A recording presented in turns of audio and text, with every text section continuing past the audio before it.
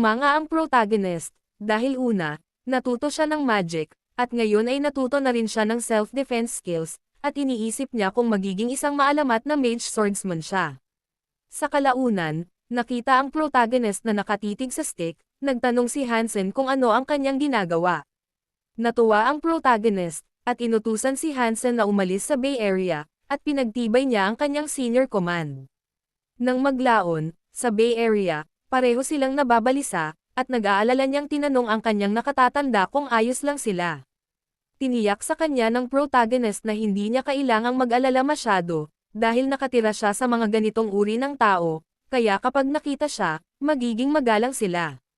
Nakita niya ang isang ginang at isang bata na nakasilip sa kanila mula sa bintana, kaya't lumingon siya sa likod at laking gulat niya sa kanilang nakikitang pagkapuot, at lahat ng lugar ay inilikas.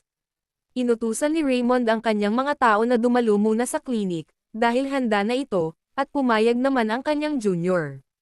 Hindi nagtagal ay nagtayo sila ng kanilang klinik at nagtaka kung bakit hindi ito pinupuntahan ng pasyente. Inakala ni Hansen na maaaring ito ay dahil sa kanilang unang araw. At pumayag ang protagonist, dahil maaaring tama iyon. Kaya gusto niyang maghintay ng kaunti. Lumipas ang kalahati ng araw, lumipas ang isang araw, at hindi nagtagal ay lumipas ang 2 araw, ngunit walang pumunta sa kanilang klinik. Nag-aalala ito kay Raymond, na nagtaka kung bakit walang pumupunta sa kanilang klinik para magpagamot. Naisip ni Hansen na baka hindi nila alam na may klinik, ngunit hindi sumang-ayon si Raymond, dahil may higanteng marka ng healer sa pasukan. Higit pa rito, mas mabilis na kumalat ang balita sa mga slums, kaya sa ngayon, kahit mga bingi ay malalaman na nandoon sila para magbukas ng klinik. Biglang may naghagis ng bato at nabasag ang bintana, na ikinabahala nila, at nagtaka sila kung ano ito at kung sino ang naroon. Nagmamadaling tinungo ni Hansen ang gate upang tingnan kung sino siya, ngunit ang kanyang mga mata ay lumaki sa gulat, at hiniling niya ang kanyang nakatatanda na pumunta doon at tingnan. Ito, sumugod doon ang protagonist, nagtataka kung ano ang nangyari, at hindi nagtagal ay nakita niyang may sumulat sa dingding na hindi ito palaruan para sa mga bata at inutusan silang umalis kung ayaw nilang mamatay. Nang maglaon sa loob ng klinik, nag-alala si Hansen, at hiniling niya sa kanyang nakatatanda na hayaan siyang pumunta kaagad sa lugar na ito, dahil mapanganib ito. Alam ng protagonist na ang mga reaksyon ng mga tao ay mas pagalit kaysa sa kanyang inaakala, at maaari silang mapunta sa isang mapanganib na sitwasyon talaga sa bilis na ito, ngunit hindi siya maaaring umalis sa lugar na ito dahil humiram siya ng masyadong maraming pera mula sa isang healer loan para i-set up ang lugar na ito, kaya mapahamak siya kapag umalis sila ang lugar na ito. Isinusumpa niya ang kanyang kapalaran dahil napakaraming pera ang ginamit upang bilhin at i-remodel ang lugar na ito, na hindi mabubuo sa pamamagitan lamang ng pagbebenta ng mga halamang gamot.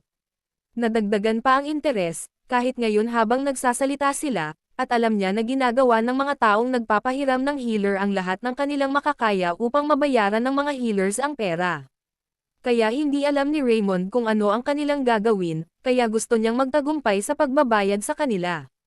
Biglang, isang quest ang ibinigay sa kanya para sa krisis na kailangan niyang baguhin ang pag-iisip ng mga tao sa mga slums. Matagal nang nagyelo ang puso ng mga slum dahil sa masasamang intensyon ng mga tagalabas, kaya kinailangan niyang baguhin ang kanilang isip. May makatwirang kalooban si Raymond, at intermediate ang kahirapan sa quest. Kailangan niyang gumawa ng mga slum na katulad niya, at ang reward nito ay 30 skill points at isang level up. Naisip ng protagonist na kahit hindi dahil sa quest, hindi siya susuko ng ganito. Sinalubong niya si Hansen at nilinaw na mananatili siya sa likod dahil hindi siya maaaring sumuko dahil lamang sa isang banta, at pinahintulutan siyang makaalis dahil mananatili siya sa likuran. Ito ay humanga kay Hansen, dahil ang kanyang senior ay handang manatili sa likod para sa mga tao sa mga slum nang hindi alam na si Raymond ay nag-iisip na bayaran ang kanyang mga utang. Kahit papaano, hinawakan niya ang kamay ng kanyang senior at nilinaw na mananatili rin siya rito. Nagtataka ito kay Raymond kung bakit niya ginagawa iyon, at ipinaliwanag ni Hansen na hindi niya mapahiya ang sarili sa harap ng marangal na kabutihan. Nilinaw ng protagonist na may dahilan siya para manatili doon, ngunit inakala ni Hansen na gumagawa siya ng ilang dahilan, at alam niyang mas maganda ang pakiramdam ng kanyang singer kaysa sa iba. Nagulat ito kay Raymond, at inakala niyang may hindi pagkakaintindihan si Hansen. Gayunpaman, ipinaliwanag niya na sa alinmang paraan, wala silang magagawa sa pamamagitan ng pananatili, at kailangang gumawa ng isang bagay bago lumala ang sitwasyon. Inisip ni Hansen kung ano ang dapat nilang gawin, at kumikinang ang mga mata ni Raymond nang may ideya siyang harapin ang bagay na ito. Maya-maya, pumunta sina Raymond at Hansen sa Slum Center Plaza. Naisip ni Hansen na delikado sa plaza dahil napakaraming tao doon. Tinanong siya ng protagonist kung sinuot niya ang chainmail, at naisip na mas mabuting magkaroon ng mas maraming tao kaysa sa mga eskinita na walang masyadong tao sa paligid. Nilapitan ng protagonist ang dalawang lalaki, dahil matagal nang hindi nagkikita, at tinanong sila kung ayos lang sila, at sinabing siya si Raymond. Naalala siya ng mga lalaking iyon bilang si Raymond, ang batang pumunta sa Imperial Palace. Akala ng protagonist ay mahusay. Sa kabutihang palad ay naalala nila siya, at inaakalang ito ay makakatulong sa kanya ng malaki. At ngayon magsisimula na ang diskarte sa memory lane. Binigkas ng protagonist na ang tagal na niyang hindi nakapunta doon. Paborito niya talaga ang lugar na iyon. Pakiramdam niya ay kahapon lang siya nabugbog ng Uncle Tom at Uncle Restaurant. Ang protagonist ay tumawa at inaakalang hindi ito gumana, at ang lalaki ay nagalit sa kanya, nagtanong kung bakit siya pumunta doon, dahil si Raymond ay ang maharlika ng Imperial Castle, at nabalitaan nilang nakatanggap din siya ng isang titulo noong nakaraan. Hindi nila alam kung bakit nandoon si Raymond, pero hiniling nila na umalis siya dahil nasa playground ang lugar na ito. Para sa isang marangal na tao na tulad niya, napagtanto ng protagonist na hindi na siya nakikita ng mga tao sa mga slum bilang batang malapit sa kanila, ngunit nakikita nila siya bilang anak ng hari. Naisip ng protagonist, kung ang diskarte sa memory lane ay hindi gagana doon, kung gayon maaari lamang niyang gamitin ang mga karaniwang taktika na kasalukuyang ginagawa niya upang mabigyan ng paggamot ang mga pasyente at slum. Kaya na-activate ang kanyang skill Heart of Steel. Sumagot ang protagonist na hindi siya nagpunta doon na iniisip ito bilang isang palaruan, at tinanong kung bakit niya iisipin ang isang bagay na ganoon. Nilinaw niya na pumunta siya roon para magpagamot ng mga pasyente, at ang kanyang skill of eloquence ay na-activate para sa isang medical release station na ginamit para tumulong sa mga pasyente. Ang kanyang mahusay na pagsasalita ay tumutulong sa kanya na ipahayag ang kanyang layunin na tulungan ang mga pasyente, at isang synergy effect ang nagaganap sa isang Heart of Steel. Sinabi ni Raymond na, tulad ng sinabi nila, na siya ay bahagi ng Imperial Palace at isang maharlika, kung gusto niya, pagkatapos ay maaari niyang gamutin ang mga pasyente sa isang lugar na mas mahusay kaysa sa mga slum. At nagsimulang magbago ang kapaligiran doon. Nagsimulang magtsismisan ang mga lalaki kung bakit pumunta doon si Raymond, dahil walang healer ang gustong pumunta doon, kahit na ipinaliwanag ng protagonist na iyon ang dahilan, dahil kahit ang mga mahihirap ay nagkakasakit, ngunit walang healer ang nagnanais na pumunta sa lugar na ito, kaya naman pumasa ang kanyang ina, palayo nang hindi man lang nakakatanggap ng nararapat paggamot. Nagulat ito kay Hansen, dahil hindi niya alam na ang kanyang senior na ina ay namatay ng ganoon. Ipinagpatuloy ng protagonist ang kanyang talumpati at umaasa na hindi na ito mangyayari sa sino man kailanman. Umaasa siyang walang sino man ang hindi mapapagamot dahil lamang sa mahirap at mababang katayuan. Iyon ang dahilan kung bakit gusto niyang iset up ang kanyang clinic sa Bay Area sa halip nang kahit saan pa, na gulat nilang dalawa. Naiintindihan ng protagonist kung hindi sila naniniwala sa kanyang salita. Sa palagay niya ay dapat nilang gawin ito sa pinakamalalim na sulok ng mga slums, magpapagamot siya ng mga pasyente ng Crescent Street. Nagulat sila at nagtanong kung totoo ba ang sinasabi niya, dahil kahit ang mga taga-slum ay umiwas na pumunta sa lugar na iyon. Ang Crescent Street ay isang entertainment district, at ang pinakamadilim na lugar, kahit nasa loob ng mga slum, sa mga nagtatrabaho sa entertainment district, may mga naninirahan doon na sinumpa. Nilinaw ng protagonist na gagamutin niya ang mga pasyenteng naninirahan sa tago dahil sa sumpa ng Diyos. Nang maglaon, sa kalye ng Crescent, isang signboard ang inilagay na nagtuturo sa lahat na huwag pumasok sa lugar na ito. Si Hansen ay nag-aalala tungkol sa pag-iisip ng sumpa ng Diyos, dahil kung ang sumpa ay basahin sa kanya, kung gayon ito ay magiging kapahamakan. Naisip ni Hansen na ang dahilan kung bakit sila nakatira sa pinakamalalim na sulok ay dahil sa takot nilang maipakalat nila ang sakit sa iba. Kaya naisip niya na ito ay magiging mapanganib. Gusto ng protagonist na makita ito ng sarili niyang mga mata at kumpirmahin kung ito ang sakit na iniisip niya. Dahil nag-aalala si Hansen, inutusan siya ni Raymond na manatili doon, dahil kaya niyang pumunta ng mag-isa. Humanga si Hansen sa kanyang tapang, kaya tumanggi siya at gusto niyang sumama, dahil si Raymond ay nag-aalay ng kanyang sarili nang hindi inaalagaan ang kanyang kalusugan, upang hindi siya maituring tungkol sa kanyang sarili. Nagpasya siyang mag-aral ng medical techniques sa ilalim ni Raymond, na ngayon ay kanyang master, sa pamamagitan ng panonood sa kanya ng personal. Ang protagonist ay nagbilin sa kanya na hindi niya kailangan na tawaging master, dahil iyon ay masyadong pabigat. Kaya't inutusan siya ng protagonist na pumasok sa loob, at hindi nagtagal ay tinanong sila ng isang ginang na nakatikip ng damit sa buong katawan, ano ang nangyari. Ipinaliwanag ng protagonist na siya ang manggagamot, at pumunta siya roon upang gamutin silang lahat.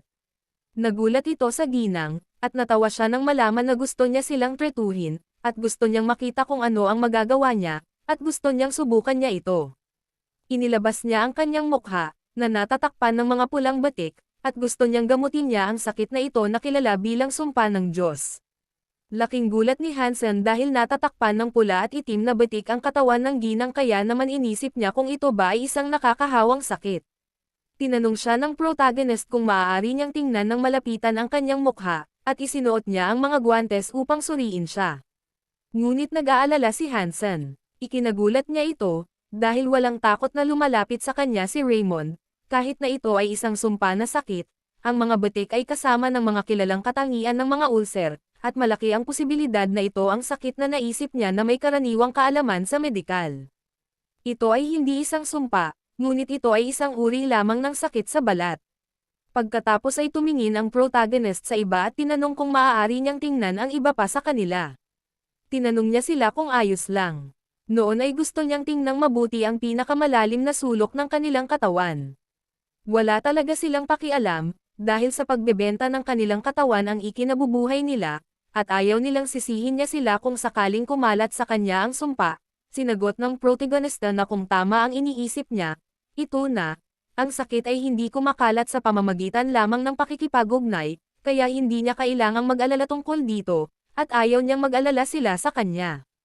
Ipinaliwanag niya na kung ano ang mayroon silang lahat ay hindi sumpa ng Diyos, ngunit ito ay isang pangkaraniwang sakit, na ikinagulat nilang lahat. Nang maglaon, tinanong ng isa sa kanila ang protagonist kung talagang wala silang sumpa ng Diyos. Pinagtibay at ipinaalam sa kanila ng protagonist na kung ano ang mayroon sila ay tinatawag na syphilis. Nagulat silang lahat, dahil wala pa silang narinig na anumang sakit na tinatawag na syphilis, at tinanong nila siya kung ito ay malulunasan. Matapos lumipas ang isang tiyak na oras, ang mga spot ay mawawala at mananatiling tulog.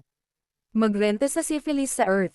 Ito ay isang variant lamang nito, naiiba sa mga ordinaryong tao na ang kondisyon ay hindi lalala sa tulong ng pagpapagaling ng mga sintomas ng mga pasyente at mga slum na hindi magagamot ay lumala.